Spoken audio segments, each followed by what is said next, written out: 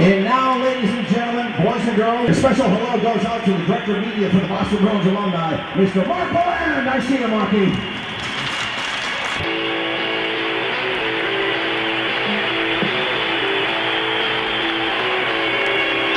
Look at them slugging each other. The goal scored by number 4. Number 99, center Wayne Gretzky. Number 9, Bobby Hall. If I may have your attention. This assist, Mario Lemieux. Number 9, Gordie Howe. If I may have your attention, please. Welcome to the Pro Hockey Alumni Podcast, the home of behind-the-scenes interviews, stories, and memories that celebrate the heritage of the great game of hockey. The Pro Hockey Alumni Podcast is hosted by Mark Willand. Welcome to episode 12 of the Pro Hockey Alumni Podcast. In this edition, we'll play 3 periods.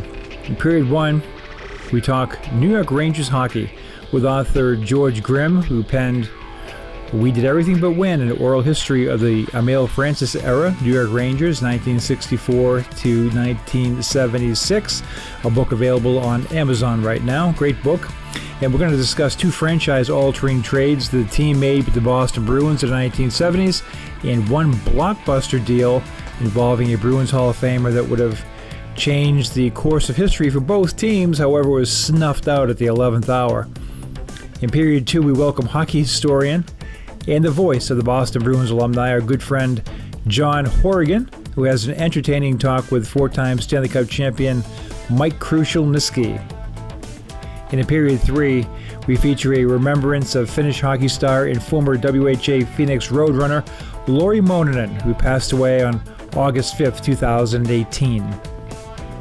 This episode of the Pro Hockey Alumni Podcast is presented by HockeyTournaments.com. If you're looking to play in a tournament or just list your tournament, just visit HockeyTournaments.com. And remember, for more information on the Pro Hockey Alumni, visit ProHockeyAlumni.org. Now, let's drop the puck. We're here with George Grimm. George, thanks so much for being here, the ultimate authority on New York Rangers hockey. Glad you could spend a few minutes with us today. Okay, thank you for having me on. Tell me about the experience. What motivated you to write this book, and what was that experience like? These are the Rangers that I grew up like in the early 60s watching. My father took me to my first game in the early 60s. He introduced me to hockey a few years before that, and these were my Rangers. And as I said, I grew up watching them, and when I retired, I figured I would write a book about them because I had the time. It was something that I had in mind, for a long time, but I just didn't have the time. So, how long of a process is that? How long before you put the first words on paper till you completed the process? It took about 3 years, counting all the interviews and everything, getting the players for interviews, and then I sold it in about 2 months. I sent, you send out feelers to publishers, and I got an offer back in about 2 months. Wow, that's quite a story. You don't often hear that. You often hear the other end where people struggle for years to find a publisher. You did right off the bat. Obviously, the subject matter resonated. Yeah, I just happened to be at the right place at the right time, I guess, with the book. George, I want to talk about 2 key transactions in the Rangers' history with the Boston Bruins, both of which had significant impacts on both. The first, of course, is the Esposito-Vadnais Park-Rattel trade in 1975. Now, from my perspective, living in the Boston area, that trade was similar to seeing Derek Jeter come to the Red Sox for David Ortiz or something. It was huge. Front page, front fold news. ESPO going to New York. First of all, as a fan at that time, what was your reaction to that trade? Well, at the time, the Bruins and the Rangers, were both having a rough season that year, and Emile and Harry Sinnen had been talking trade for a while, and they were waiting to see if they would, either team would actually play better. And, they didn't, so they made the deal. As a fan, I hated to see Park and Rattel go to Boston. They were two of my favorite Rangers at the time. ESPO, I really wasn't a big fan, being a Ranger fan. And Carol Vadnais, I really didn't, give that much thought to. It seemed like at the time, and certainly in retrospect, Brad Park, of course, had a couple of knee injuries. He was just 27 years old, however. And it seemed as if I had heard originally that the Cat had fished around a little bit about the possibility of acquiring Bobby Orr in that trade, and that was shot down. Ron Stewart coaching the Rangers off to a real rough start that year, as you mentioned. Do you think that maybe the Cat panicked a little bit with this deal? That trade came at a time when Emile was ripping apart the team that he spent the previous 10 years building. He had already traded Jules Villemure and Derek Sanderson. He put Eddie Jockman on waivers, and then this deal happened. And about 2 months later, he was gone himself. He got fired. But that all happened after the 1975 playoffs, where they lost a two-game series with the Islanders in overtime, which was a real shock. And it was the end of the Emile Francis era at that time. As far as the whole shakeup, it's been said that he had MSG management breathing down his neck, and they told him he had to make changes. Now, Emile has never said that, and I don't think he ever would, but that's been said that, he had to do something. So, and also, at the time, that team that he had was all getting older anyway. They were all in their late 20s, early 30s, and he had taken them as far as he thought he could go.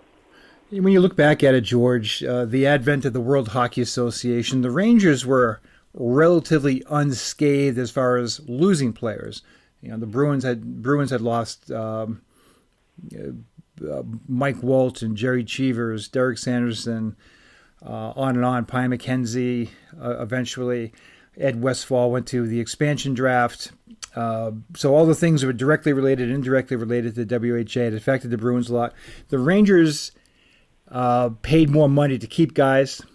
And do you think that had a negative effect on the overall attitude of the team? Seems like an odd question, but did the team become complacent, or did it just get old? Probably both. They were overpaid. They had the highest payroll in the league back then. And some of them didn't live up to their salaries. There was some that should have been let go earlier. I'm not going to name names, but, because I have my favorite players and my, other players. But there are some who were overpaid, and we'll leave it at that. When you look back at the trade now in retrospect, ESPO did pretty well with New York. Eventually, a year or so later, got into the groove of being a New York Ranger. Vadnais did pretty well. He was never a superstar anyway. On the other hand, of course, Brad Park stepped in for Bobby Orr, essentially. And although he was never going to be as mobile as he was in the early 70s, he played very effectively right up through the early 80s for the Bruins. And Rattel, of course, played great right up through 79, 80, 81.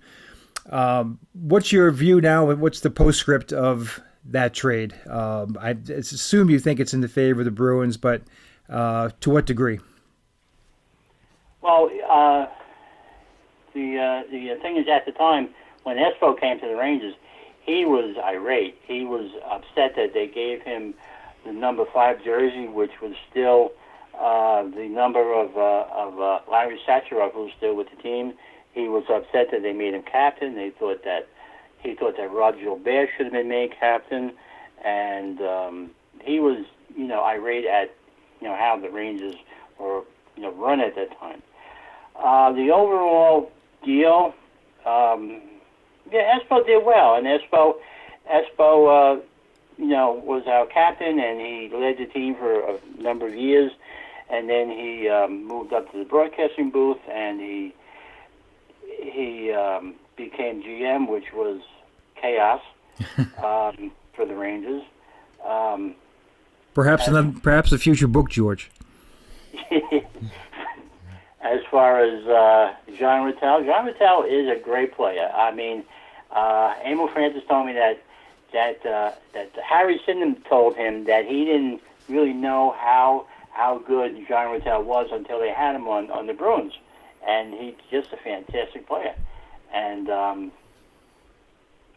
Brad Park was always a good defenseman. Had the Bruins had Park and Orr, before Orr had all his problems with his knees, that would have been a fantastic pairing. But yeah, it was. I actually, as a young person, my parents took me to a game of the Bruins hosting the Kansas City Scouts, and on one point was Brad Park, and the other point was Bobby Orr. It was amazing. I tried taking a picture with my, outdated camera or whatever. It didn't come out very well, but the point was, it was just an awesome sight to see those two out there. And unfortunately for Bruins fans, it couldn't last, but the Bruins, it just reinforced the importance of that trade. And getting Brad Park to step in there, that's quite a, if you look at the Bruins in that stretch of time, you had Bobby Orr, then you had the Brad Park era, and then you had Ray Bourque. So you had Hall of Famers for about 30 years straight, and ended up being on the plus side. But that trade, of course, begets another trade. John Ferguson takes over the helm in New York, and I've talked to various people, including Rick Middleton himself, of course, and there were rumors, perhaps overblown somewhat, about Rick's off-ice partying tendencies or whatever in New York, and that seemed to be the impetus to get him out of town from up top at Madison Square Garden. You can tell me if I'm wrong or not. Ultimately, in that trade came in exchange for Ken Hodge, who had an excellent career with the Bruins, but was on the wane in the Don Cherry era in Boston. And again, I'll ask you the same question. What was your initial, if you can think back, your initial reaction to that trade, and what's your evaluation of it now in hindsight? Well, back then I said, oh my God, that's a bad trade. And, I still do. When the trade was made, the official party line for the Rangers was that they were trading Middleton to save his career, because he was burning the candle at both ends. And that brought one of the Ranger beat writers to ask if they don't have any bars up in Boston. Right. So, but at the time it was made, it made sense, I guess, to a degree. Ken Hodge brought size to the Rangers. He was part of the ESPO cashman lineup in Boston that set all kinds of scoring records, and ESPO was on his back to bring Hodge to the Rangers. So Fergie said, all right, I'll make the trade. And apparently Harry Sydenham didn't want Rick Middleton at first. He wanted Vickers, but Fergie didn't want to trade Vickers because he had been a Rookie of the Year a few years before that. And so he gave him Middleton. And the first year, it actually was pretty even. Hodge scored 21 goals the first year, and Middleton scored 20. But the year after that, Hodge went way downhill. He scored 2 goals, I think, in his first 18 games. And then he was part of the November right wing purge of the Rangers, where Fergie sent Hodge and Bill Goldsworthy to New Haven, and right before Thanksgiving, he actually fired Rod Gilbert because none of his right wings were playing very well. Right. And so it was a big shakeup, and it was a bad trade then, and it's a bad trade now. But you could see why he made the deal. But in hindsight, it just wasn't very good. Right. And I guess you never really know. Rick Middleton had to adjust to Don Cherry's system, and that was, he'll be the first to admit that was not an overnight process.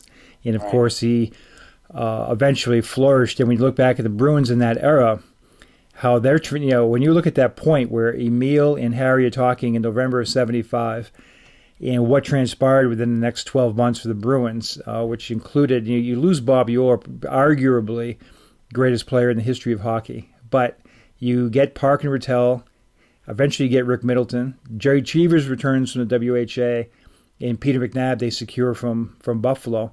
They basically then cemented their future for the next 5 or 6 years with those deals, starting of course with the big one with ESPO.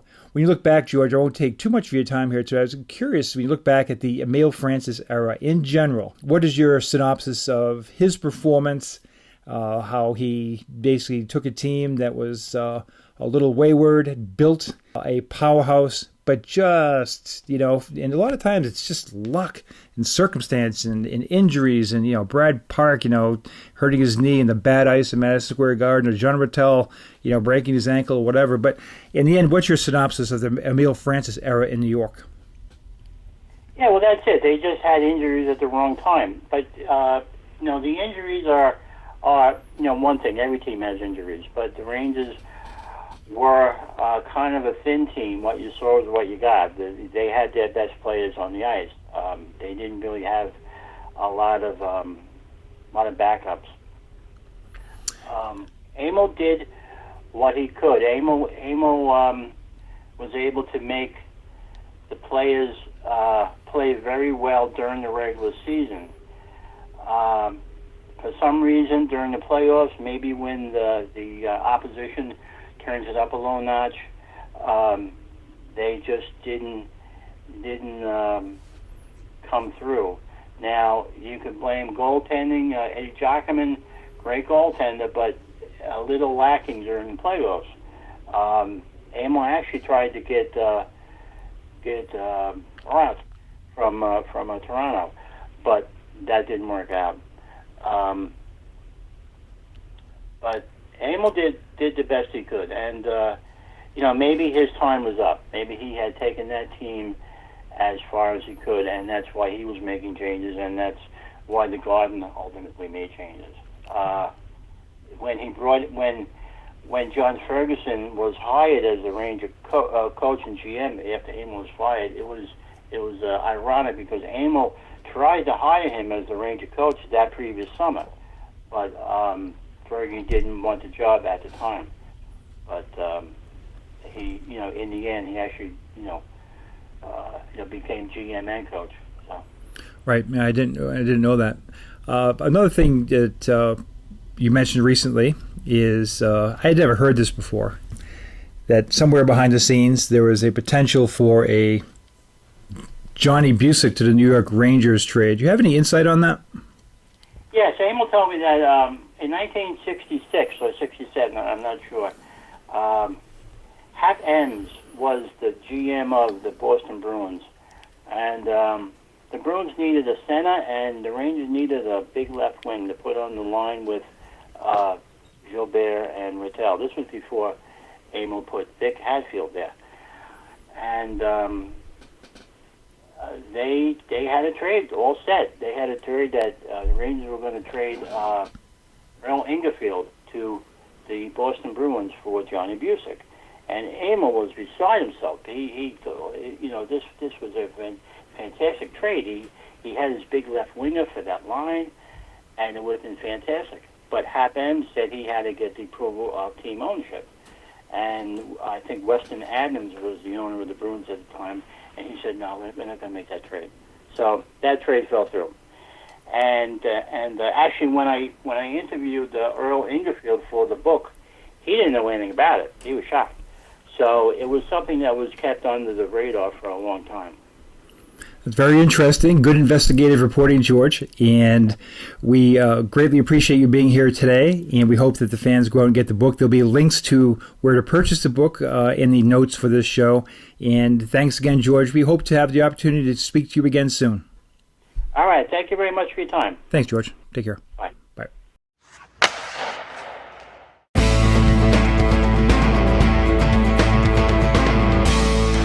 Also playing tonight, 14 years in the league, four-time Stanley Cup champion, number 26, Mike Krushelnyski.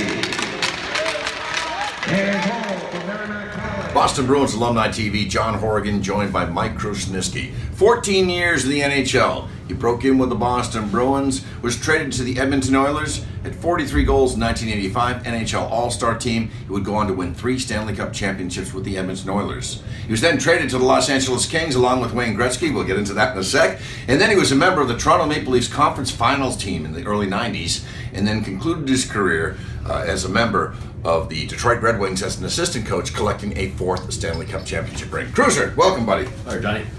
Cruiser, one of the best ambassadors in all hockey, folks, and that's what makes hockey players the best of all professional athletes. I've toured with this man for several years, and he allows kids, parents to put on his championship rings. In fact, you got them in your hands right now, over here, the rings. All the rings from the championship days. First, let's start about breaking in with the Boston Bruins. It was a young team when you came in, early 80s, guys like Tommy Fergus, Luc Dufour, Normie Levier, etc. Talk about that, breaking in when the Bruins were transitioning from the big bad Bruins to the younger. Well, we were I was still fortunate enough to be drafted by them, so my first training camp, Jerry Cheevers was still in nets. So I got this picture of myself sitting here, Cash is on one side, Cheesy's on the other, and he's like, "Kid, you better be back checking. You're a young kid now." I'm like, "Yes, sir, yes, sir." So, I was very lucky. Got to break in with Terry O'Reilly, Wayne Cashman, Brad Park, that whole crew, and then be lucky enough to be on a line with Ricky Middleton and Barry Peterson, and it was like we thought we had all the components. We're just a player or two short, and 8 of us get traded 2 years later. We're like, what's going on? But it was a lot of fun. The guys were great. Not only were they great players, but Boston guys were actually all NHL, all hockey people. They're all great people. So it's very fortunate to be part of that family. You get traded to the Edmonton Oilers for Kenny Linsman, and they put you on a pretty good line, and you get 43 goals to go to the All-Star game. What was that like? Scored 23, 25, asked Harry for a $5,000 raise, and he trades me. But lucky enough, I got on the line with Gretzky. Had a good year, 43 goals off to the All-Star game. They had already won their first Stanley Cup, so I had to learn what they learned from the year before, and it was just amazing. I remember our first exhibition game, we'd be losing 4-2, and they're cracking jokes and laughing. This is third period. I'm like, "Come on, you guys gotta get serious." And Glenn said, "Why don't you just go score a couple of goals, get a couple of assists, and win the game for us?" And go get 2 goals. We end up winning the game. I'm like, what do these guys know that I don't? So, wow. So it was a learning process. But we had a lot of fun, great skill here, but there was even more skill with. We'd give up 2-on-1s, 3 breakaways a game, and Grand Fuhr would be just, "I'll move the puck, boys, don't worry about it." We're like, wow, and then you had Messi and Anderson and Kopp and Gretzky and just the rest of the crew. Was great to be part of. So after you have that great first season with Edmonton, on the line with Gretzky and Curry, then Slats decides your role's going to change. Yeah, all of just before we went out our exit meetings that year after we won the Stanley Cup, and he's like, "Think you get 50?" I'm like, "Yup." So all summer I'm like, "Oh, I'm coming back with Gretzky. I'm coming back." And then all preseason the next year, Gretzky Cruiser, first home opener, Gretzky, Deacon, and Cruz, "I need you to shut people down." But you know what? We won. So we can't argue with the man's logic or what he was thinking, but. By the time of 88, you guys wipe out the Boston Bruins in the 88 Cup Finals. And then the team, it's the biggest trade in sports history, they say. When you were sent to the LA Kings, and they threw in a couple of other guys. And the press got that trade all wrong. It was, Gretz went for the 5 first-round draft picks, McSorley went for Shelna. I was the guy that went for the $15 million. I think Marty and I altered that story.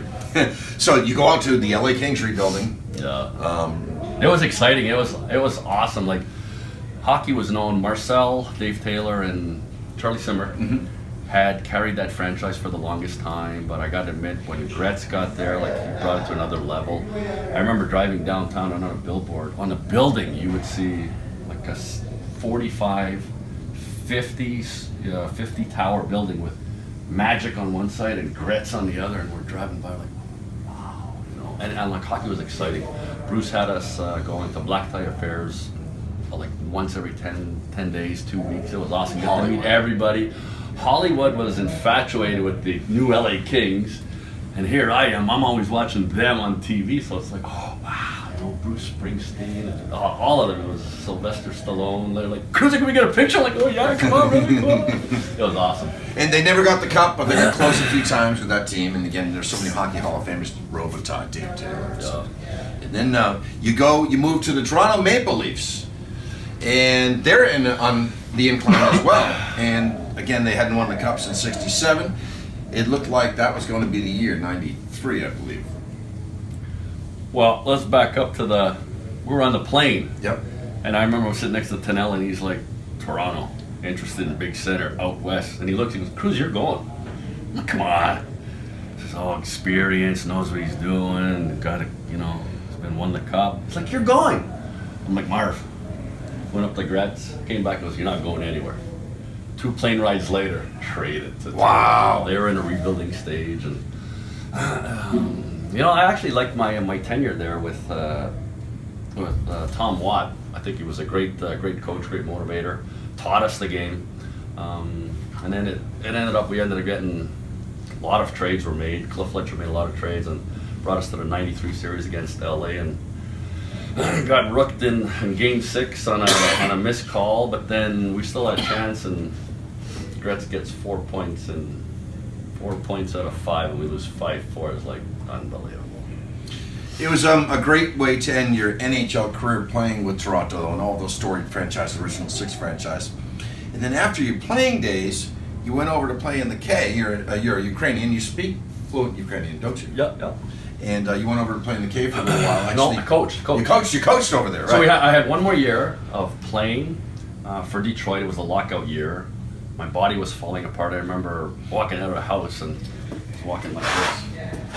And the wife looks at me and she's like, something wrong? I'm like, yeah, I think my back had gone out, L45S1. So I knew I was on borrowed time, and went to Detroit, and they were looking just for experience and a guy that can come in and out, play in the 3rd, 4th lines, take some draws, and I was like, perfect. Unfortunately, we lost to Jersey in the finals, so I never get to win my last game. That's why I keep playing. So with the alumni, and then you go on to become an assistant coach with the Red Wings, and you get your 4th ring. You won the Stanley Cup championship with all those Russians. I was over in Italy and got a phone call in the middle of the night. Mike, it's Scotty Bowman. Want to join us? We need a coach. Yep. 26. Be on the plane. That was it. I got up the next morning, like, was that a dream or what? I'm like dialing phone calls. I'm like, because it was the time change and all that. And they're like, nope, you're coming back. I'm like, oh, awesome. So got to join the guys, and Barry had left for Sweden. He needed a reprieve of just to get away, and they brought me in, and then Barry came back, and I got to admit, Barry Smith. Barry Smith, okay. It was a pretty good fit because Dave Lewis, like, they were in a panic who were they going to get, and Dave Lewis says, why don't we get Cruiser? He's played here, he knows the system, he knows the guys, know what we're doing. We know we can trust him, and it worked out great. Got another ring. And another ring, a 4th ring. Yes, sir. And then you go over and coach in the K, in the Russian Hockey League. What was that like? You know, it was awesome. I go back tomorrow. I love the big ice surface. It was, you really had to be tactical and thinking. If I put the wrong players out at the wrong time, it would only be a matter of time, because it would just tic-tac-toe. They tire you out, and then bang, it's in the net. And, you know, it's hard to come. The only way I can explain it is, it's like watching Olympic hockey all the time. They can play in that big ice surface. Why is it so? You know, we've told the GMs years ago, you got to revert to bigger ice. I mean, the guys are getting bigger. You've got guys on the ice right now that are 6'8", 6'9", and skate like the wind. You know, and the one component, the rink has not grown. So you wonder why we got so many injuries, and I know why the NHL are trying to, you know, prevent the headshots and hits from behind, but guys are just too big. They've got to go to that Olympic-sized ice surface. But then again, is it 3-on-3 exciting? Oh, absolutely. Bring on more of that. So, yeah, it was, that's what it was like over in Europe. A lot of playmaking, a lot of puck carrying. And today, now working with the NHL alumni, Boston Bruins alumni, you skated with the Leafs alumni. It's great because you go out to remote areas across Canada and the United States where they have an arena, small towns and villages, but I've seen you work in meeting the kids and the parents and all the fans, and you just leave a big smile on their face and their wonderment when they put on those rings. Well, that's what people don't realize is, like, we've gone on those trips together and they're great. The people in all these little cities are wonderful. We have such a great time. I know you get a kick out of broadcasting, and this guy, the best, I've got to admit, this guy, the Russian team came in, remember? Boston? The Russian team came in and they were stuck, and at the last second the promoter got a hold of John and he was broadcasting the game. Like Yakashev over to Kruta, back to this guy. He knew them all by heart. I'm like, how did he do that in 1 minute? And he called the whole game. Stefan Yell, myself, Ray Bork, Ron Duguay. That was the best I've ever seen. But and after that, they said, "You come with us to Detroit." Yes. No. I live here. I can't. No. Get your bag. Come with us to Detroit. Yeah. No. I'll go out to my car. I'll be right back. I drove home. Yeah. But you know what? Like, we enjoy. Like, I still enjoy playing on the ice. I'm getting a little bit older, a little bit slower, but the kids carry me. They set me up for a couple of shots. It's awesome. And I guess the way that we reciprocate is by, you know, putting a smile on someone's face. You know, that's in my eyes, that's what it's all about. If we can. You know, the kids, they come out, the fans, they come out. Maybe they don't get the experience, the NHL, but we've got to give them something to walk away with smiling. So absolutely, you we're put a smile on we're my lucky face, man. people, right? You're one of the best. Mike Krushelnyski, Boston Bruins Alumni TV. Hey, brother. We're here with Jerry Rollins, a former Phoenix Roadrunner, and we've just learned of the passing of a great legend in Finnish hockey who came over and played in Major League Hockey in the WHA with the Phoenix Roadrunners, Laurie Mononen. And Jerry, I did not know much about him, and I was curious if you could just let us know about him as a player and him as a person. Yeah, so, you know, what I remember of Laurie was his smile, along with being just a tremendously talented player. He was always happy. He was always clowning around. He was a bit of a movie star. He was a, you know, good-looking young guy, and definitely loved to, you know, go down the ice with his hair streaming, and was part of our Finnish contingent. So it was Laurie and Seppo Repo and Tamminen and Pekka Radicalio. So we actually had 4 Finnish players on our team that year. And what I do recall is he was a very talented player. He had, you know, 20-plus goals that year. He was a very talented player, and they really used to, of course, they didn't like the crazy hockey, but they really loved it when we played Winnipeg with all their Finnish and Swedish players. And we always did well against Winnipeg because our Finnish contingent just brought it up to another level. And at that time, I never knew about the kind of the animosity or the rivalry. It was almost like between the Swedes and the Finns. Oh, right. Interesting. I guess it went back years, and it was almost like, you know, U.S. versus Canada when we played those guys. But he was just a gentle soul, you know, probably more appropriate for today's type of hockey than it was back then. Right. I know he went on and played a number more years, but just happy-go-lucky, pleasant guy, very talented, and just always wanted to have fun. Well, we thank you for your insight on Laurie Mononen and on John Schella as well. And as always, Jerry, we greatly appreciate it, and we will look forward to talking to you soon. Thank you so much, and take care, Mark. Thanks again, Jerry. Bye. Bye-bye. Thanks for listening to the Pro Hockey Alumni Podcast. Be sure to visit us at prohockeyalumni.org. This episode of the PHA podcast is sponsored by HockeyTournaments.com. If you're looking to play in a tournament or just list your tournament, head over to HockeyTournaments.com.